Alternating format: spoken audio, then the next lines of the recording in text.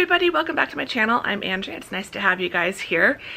It is the first truly fall day here in the desert, and so the AC is off, the windows are open. Today we're talking about books. I thought with the weather getting nice and now that we are definitely into October, I wanted to sit down and just do a bit of a roundup of some of my favorite cozy, spooky, autumnal books for October, November, as the days get shorter and the nights get longer and the air gets crisper in places other than Arizona. You know, just the kind of book that you want to sit down with a cup of hot chocolate and a cozy blanket and just escape into a different world. So I've got, I think, like at least a dozen books. 1, 2, 3, 4, 5, 6, 7, 8, 9, 10, 11. I've got 11, so not quite a dozen. I've got a mix of kind of romance, fantasy, and some nonfiction. So hopefully there's a little something for everyone. I'm going to start with the shameless self-promotion. For those who are not aware, if you are new here, I am an indie author, and this is my most recent release, The Bookshop of Possibilities. This is book 1 in the Independent Heart series.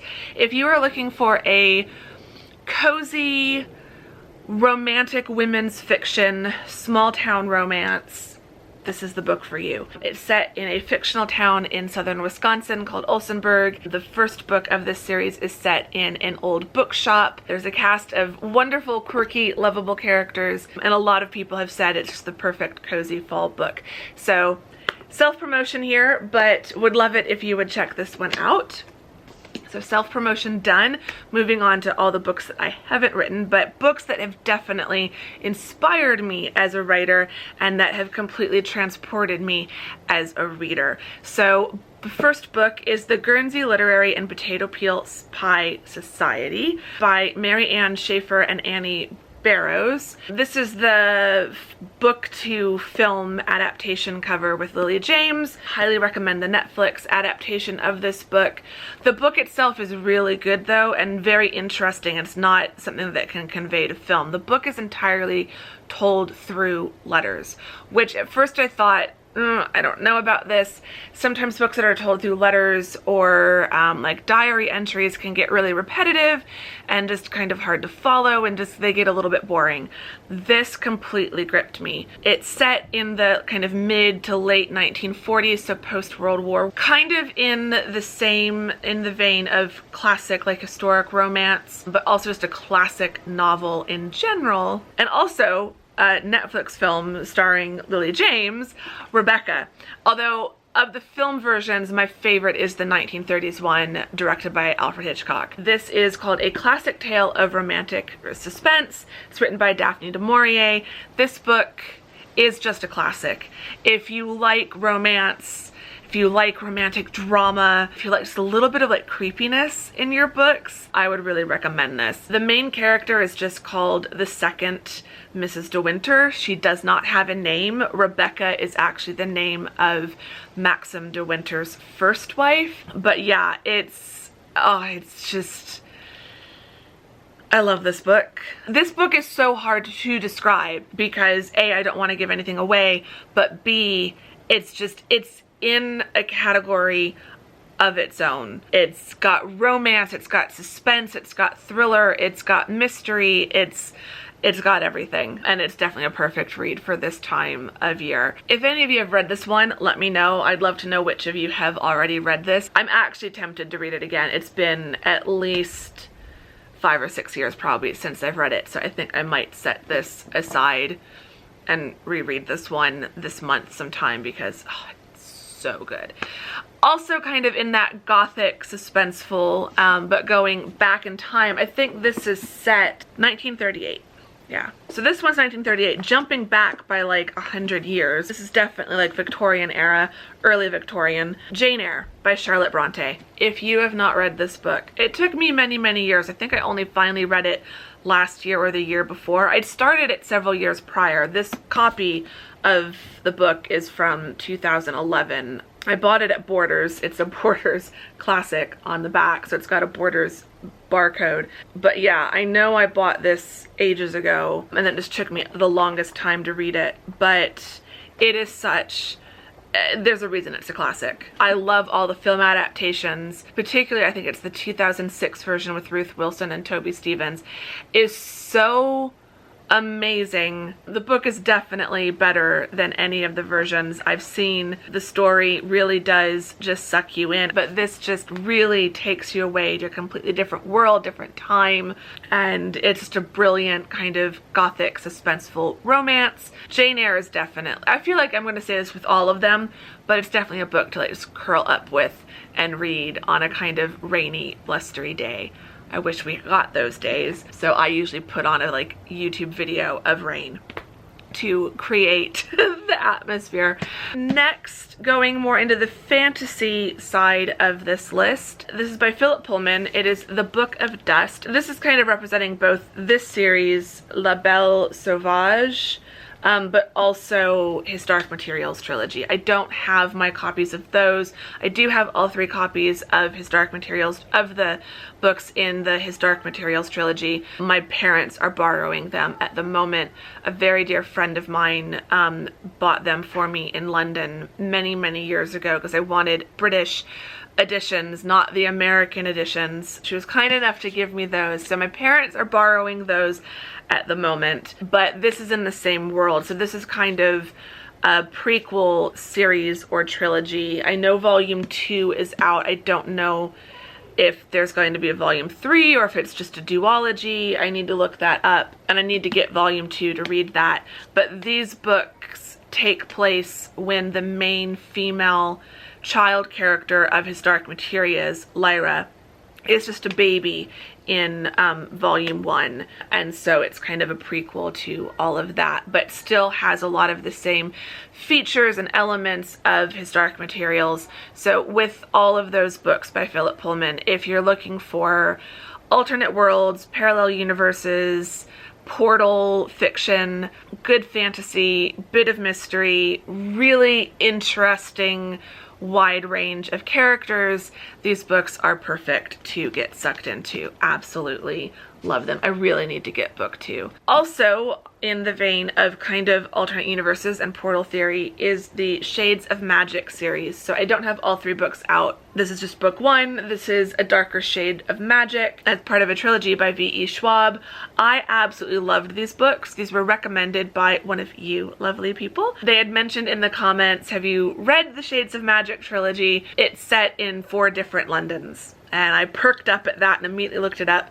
I found the first book through the library on my Kindle, and not even halfway through that was like, this is too good. I'm gonna want to immediately read the next 2 books, which were both on a holds list, and I knew I wasn't gonna want to wait. And so I just bought it as a box set on Amazon, and then read them back to back to back over the course of like 2 or 3 weeks. I could not race through these. Like, I was reading them really quickly, but I couldn't skim. I'm definitely a fast reader. I can read books really quickly, but this was a book I did not want to read quickly. I wanted to really savor every word on every page. It is so brilliantly written, and I absolutely loved it. It's set between 4 different Londons. Grey London, which is our London, but back in the 18th century, King George III is on the throne. And then there is Red London, where life and magic are revered. White London, a city slowly being drained through magical war. And once upon a time there was Black London, but no one speaks of that now. And oh my gosh, these books are just amazing. I would love to see like HBO or Netflix or someone do an adaptation of these to the screen, because I think the visuals of this would just be epic. But yeah, absolutely loved this whole trilogy. And if you're looking for something just a little bit grittier, a little bit darker, with that fantasy magical edge, oh, you have to give these ones a try. I feel like this one just really embraces the darkness and is really, really good. And the magic, I think that's what got me. The magic and the way the magic is described in this one. The world building is so strong. The way that V.E. Schwab has kind of conceptualized the magic is just so, so good. On the topic of fantasy books that I do reread on a regular basis, A Discovery of Witches, which is book 1 in the All Souls trilogy. I have just finished listening to the audiobook of book 1, so that was my annual reread for this year. Tried it in audio for the first time. Really enjoyed it. I think I did kind of miss reading it because I love holding these books and reading these books. But if you want fantasy involving witches and vampires, but with a very kind of academic edge or like twist, everyone calls them like a grown-up version of Twilight. I see where they're coming from, but I don't feel like that really does these books justice. I do think that you have to read through the full trilogy. The character arc that Diana Bishop, the main character, goes through is really interesting, and she starts out in book 1 in a very different place than she ends at the end of book 3. I do recommend not just reading the first book, but reading the whole trilogy. But this became an instant favorite of mine. Deborah Harkness, the writer, is a scholar and a professor herself, so you really get that academic vibe. Everyone's raving about dark academia these days as an aesthetic, but I feel like this is the ultimate like fantasy dark academia. Like if that's your vibe and you haven't read this series, you definitely should. Book 1 is set in Oxford. I don't want to say too much about where book 2 is set because I feel like that gives book 2 away. I don't want to spoil the rest of the books because you just have to read them.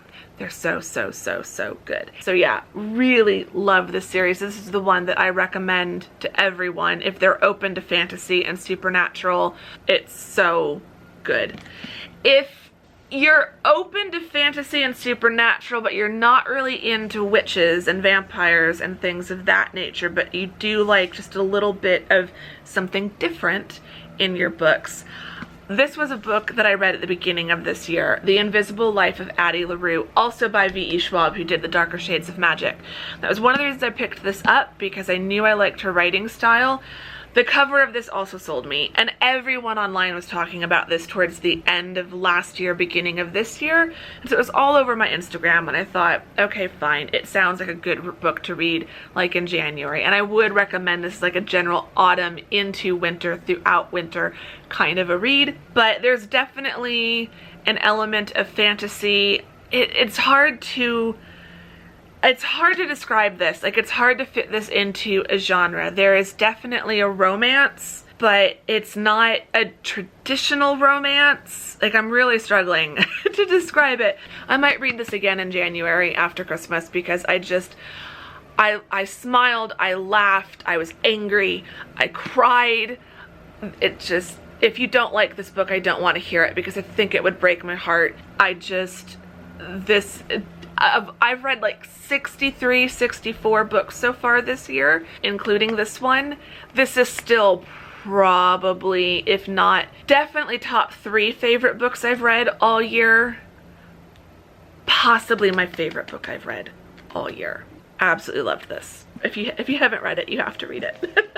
The final 3 books, and this is getting into the nonfiction, and just if you want something to just help set that mood a little bit. Autumn is always when I come back to, when I really come back and like, not that I lose this feeling throughout the year, but autumn, with the weather finally cooling down, the holidays approaching, I don't know what it is. I love autumn. It's my favorite season. I wish we had more of it living here in southern Arizona, but there's just something about getting to those last few months of the year, knowing that the year is ending, feeling like it's that season of endings and new beginnings as we go from autumn into winter and New Year's and stuff. And so I always come back to the concept of Hygge at this time of year.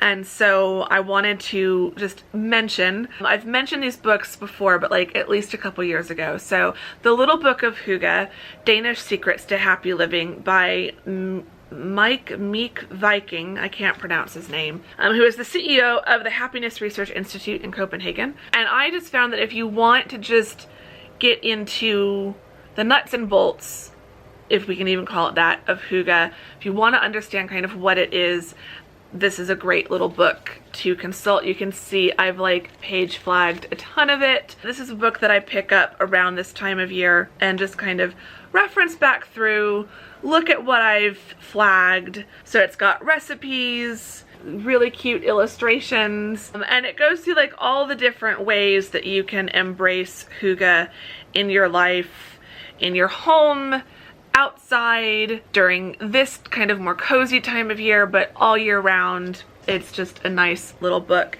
And then slightly more of a picture book, but this was one that was featured on Instagram a couple years back. The cover is just absolutely gorgeous. But this is Hygge, The Danish Art of Happiness by Marie Torell Soderberg, and the photography in this one, it's a little hard to show, but the photography is really pretty.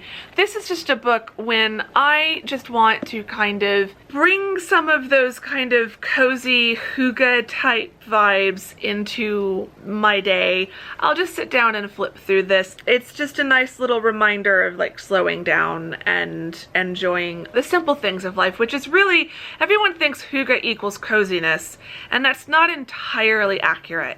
It's also just about slowing down, enjoying and appreciating the simple things and the simple moments. If you're looking for two good books, I feel like these are the two best books I've found on hygge, and I come back to them every autumn. And then finally, this will be a reread for me. I read this at the beginning of the year. I found it right after Christmas. And so this is called Calm Christmas and a Happy New Year, a little book of festive joy. And this is by Beth Kempton. It's another really cute little book. I absolutely love the cover of this. So it's about Christmas, but you're kind of meant to read it in the lead up to Christmas. So I've put it in my calendar. I think it's going to remind me in another week to reread this. So it's broken up into part 1, anticipation before Christmas, part 2, celebration during Christmas, and part 3, manifestation after Christmas, which is about kind of savoring what she calls the hush. And it's that week in between Christmas and New Year's where like time does something really funny and kind of stands still for a little bit. And so she says in the note at the very beginning, this is a book for life, not just for Christmas. And I definitely agree with that. I read it in January. This was like the first or second book I read of the year.